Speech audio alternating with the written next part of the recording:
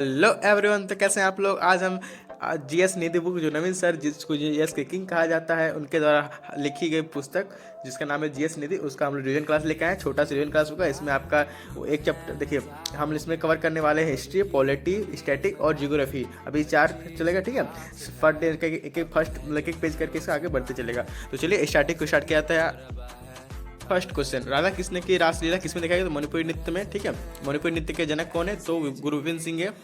गुरु गोविंद सिंह को कालिदास सम्मान कब दिया गया? तो मध्य प्रदेश सरकार द्वारा दिया गया था, ठीक है। डेट शायद लिखना भूल गया।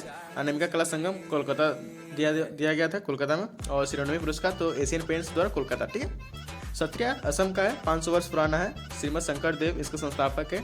इसमें अंकिया नट होता है, जो असमिया और मैथिली जनजाति द्वारा किया जाता है।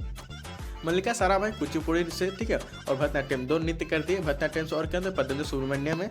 के उमाराव तो कुचिपुड़ी से संबंधित है। और झेलम परावेज तो ओडिसी से संबंधित, ठीक है। नेक्स्ट आते हैं हम लोग 4th नंबर, थुलाना नृत्य किसे? तो देखिए, थुलाना नृत्य केरल का है। कहाँ का है? केरल का है। और इसमें और क्या क्या है? तो कुटियाट्टम है, थैयम है, नागिरा है, कत्थू है, चकाई कत्थू है, पड़ियनी और एक कर्नाटक का, लेकिन ये युद्ध कला है, ठीक है।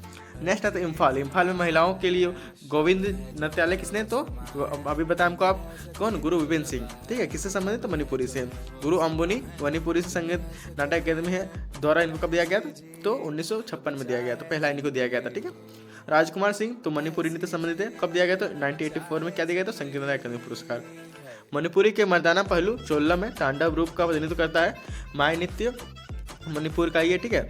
कौन सा त्यौहार में? तो लाई हरोबा, जो मैथिली जनजाति द्वारा किया जाता है। कहाँ पर? मणिपुर में। नेक्स्ट ठुमरी नृत्य, तो ठुमरी नृत्य कथक से संबंधित है, गायन शैली है, ठीक है। प्रमुख घराने कौन के? बनारस घराना, लखनऊ घराना, पटियाला घराना। ठुमरी की रानी तो शोभा गट्टू को कहा जाता है, जो भानुमती शिरोडकर इसका अन्य नाम है। और कब दिया गया था इनको संगीत नाटक अकादमी पुरस्कार? तो 1987 में। कब? 1987 में। पद्म भूषण दिया गया था कब? तो 2002 में। व्यक्ति और कौन कौन अन्य व्यक्ति आपके ठुमरी का नृत्य से? तो बेगम अख्तर है, प्रभा अत्रे है और गोहर जान, ठीक। नेक्स्ट आता झारखंड। झारखंड एक संथाल जनजाति द्वारा क्या था? क्या झिकिया देसाई, क्या झिकिया देसाई। और झारखंड के सरहुल है, पाइका, ऐसे मत भूलिएगा, ठीक है। गोलवरी नृत्य, शिकारी, अस्टरिया, ढकार और सुकरता, ठीक है। नेक्स्ट आते हैं हम लोग पॉलिटी में। देखिए, इसका 1 पेज कवर हो गया। हम लोग ऐसे करके सब करते जाएंगे। आते हैं पॉलिटी में। फर्स्ट क्वेश्चन बोलते हैं, भारतीय अंतरिम सरकार कब इसका गठन हुआ? तो 2 सितंबर 1946 को। अध्यक्ष कौन थे? जवाहरलाल नेहरू थे और प्लस 11 सदस्य और थे, ठीक है।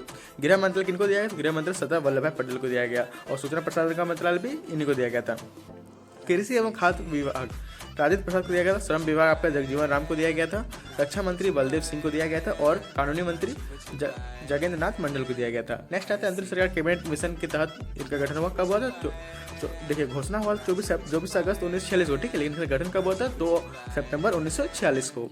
अध्यक्ष कौन थे? अध्यक्ष तो हम बताएं पंडित जवाहरलाल नेहरू थे, लेकिन वायसराय कौन थे? और पूछते तो वेवरल थे। कौन? वेवरल। वित्त मंत्री लियाकत अली खान को चुना गया था। और उद्योग एवं आपूर्ति जॉन मथाई को। 1947 में स्वतंत्र भारत के कानून मंत्री, पहले कानून मंत्री कौन थे? तो BR अम्बेडकर साहब थे। कौन? BR अम्बेडकर साहब। स्वतंत्र भारत के प्रथम वित्त मंत्री तो जॉन मथाई, सन्मुख शेट्टी साहब, सन्मुख शेट्टी साहब। रक्षा मंत्री तो मौलाना अबुल कलाम आजाद, ठीक है। और विधि मंत्री अंबेडकर साहब। संविधान का मसौदा कानूनी सलाहकार कौन थे? तो BN राव थे। 60 महत्वपूर्ण संविधानों का अध्ययन करके भारत के संविधान को बनाया गया। मुख्य प्रारूप समिति के अध्यक्ष कौन थे? तो SS मुखर्जी। कौन? SS मुखर्जी। संविधान सभा का प्रथम बैठक 9 दिसंबर 1946 को हुआ था। 9 दिसंबर 1946 में हुआ था, नई दिल्ली में हुआ था, ठीक है, संसद भवन के केंद्रीय कक्ष में। नेक्स्ट अस्थायी सदस्य सत्यानंद सिन्हा को चुना गया और उपाध्यक्ष SC मुखर्जी। और अगर पूछेगा अस्थायी सदस्य बाद में किसने? तो राजेंद्र प्रसाद, डॉक्टर राजेंद्र प्रसाद को। नेक्स्ट आता है हिस्ट्री में। देखिए, पॉलिटिकल भी वो एक जो फर्स्ट पेज है उसको कंप्लीट हो गया। कल हम लोग सेकंड पेज में पढ़ेंगे। अब आते हैं हिस्ट्री में।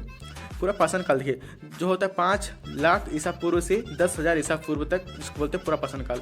मध्य पाषाण काल 10,000 ईसा पूर्व से 6,000 ईसा पूर्व तक मध्य पाषाण काल। और नव पाषाण काल 6,000 ईसा पूर्व से 1,000 ईसा पूर्व तक। प्रागैतिहासिक काल का क्रम क्या होगा? देखिए, इसको हम शॉर्ट में हो रहे हैं, पूरा, मध्य और नव। पूरा पाषाण काल, मध्य पाषाण काल और नव पाषाण काल। नेक्स्ट पुरातात्विक।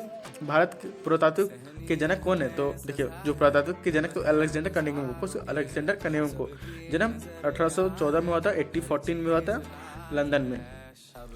1861 में क्या कहते हैं? भारतीय पुरातत्व सर्वेक्षण ASI की स्थापना की। क्या? भारतीय पुरातत्व सर्वेक्षण। पूरा पाषाण काल स्थल होशनगिरी, कहाँ पर? कर्नाटक राज्य में। नेक्स्ट आते हैं, ज्यादातर चूना पत्थरों से बने औजार प्राप्त हुए, कहाँ पर हुए? तो आपके कर्नाटक के होशनगिरी में। सोहन घाटी पंजाब में है। सरिया हरियाणा में है। कोटा और चित्तौड़ यूपी में है। चिरांद, बुरजहोम, मेहरगढ़ कहाँ पर? नवपाषाण स्थल है, ठीक है। इससे हम लोग हड़प्पा के बारे में पढ़ रहे हैं अभी। नेक्स्ट आते हैं होमो इरेक्टस का एक कपाल क्या है? तो नर्मदा घाटी में, ठीक है। हाइनोर कहाँ पर, MP में, मध्य प्रदेश में। प्लास्टिक काल में मनुष्यों की प्रजाति थी, कब की, तो प्लास्टोसियन काल में, ठीक है। हथनोर में प्राचीन मानव अवशेष की खोज 1982 में हुई। मध्यपाषाण काल में पूरा पशुपालन बागेर राजस्थान में मिला। कहाँ पर मिला, देखिए मध्यपाषाण काल में पशुपालन कहाँ होता, तो बागेर राजस्थान में। आदमगढ़ कहाँ पर है, MP में, अंतिम चरण में, ठीक है। औजार सबसे पहले का ये इस्तेमाल किए गए, तो आपके किए गए पूरा पाषाण काल में पत्थर के। किसके किए गए थे, तो पत्थर के, याद रखिएगा, ठीक है। रॉबर्ट ब्रूस फुट पहले व्यक्ति थे जिनके द्वारा भारत में 1863 में पूरा पाषाण काल के औजार की खोज की गई। ये देखिए रॉबर्ट ब्रूस फुट, और ये आपका कब किया गया था, तो ये याद रखिएगा, ये तो इंपॉर्टेंट होता है। नेक्स्ट होता है आरंभिक काल में पूरा पाषाण काल का पहला युग अवशेष सोहन घाटी, बेलान घाटी, नर्मदा नदी, औजार कुल्हाड़ी, बेदनी, छेदनी, खुर्ची और आदि। ये सब क्या क्या, ये सब औजार देखिए, औजार मिले, ठीक है, ये सब याद रखिएगा, औजार थे। नेक्स्ट आता है कार्बन डेटिंग। देखिए कार्बन डेटिंग क्या होता है, एक जीवा किसी की भी आयु हम लोग कैसे पता करते हैं कि हड़प्पा का कब होता है, ये सब मतलब इसे ये कार्बन डेटिंग होता है, जिसमें कार्बन 14 भी इसको कहा जाता है, ठीक है। इसी से हम लोग पता करते हैं किसी भी इसका आयु, ठीक है, जीवाश्म आयु को निर्धारित करता है। खोज विलियम लिवी ने, ये बहुत मोस्ट इंपॉर्टेंट, विलियम लिवी, ठीक है, याद रखिएगा, विलियम लिवी। बुर्जहोम नवपाषाण काल है, जम्मू और कश्मीर में मिला था, ठीक है। अनेक गर्तवास मिले हैं, मृतन एवं हड्डी के औजार मिले हैं, हड्डी और मानव कंकाल के साथ कुत्ते का भी बुर्जहोम में मिला। ये पूछता है मानव क्वेश्चन, मानव कंकाल के साथ किस कुत्ते का कंकाल कहाँ पर मिला, तो बुर्जहोम कहाँ पर, जम्मू कश्मीर में, ठीक।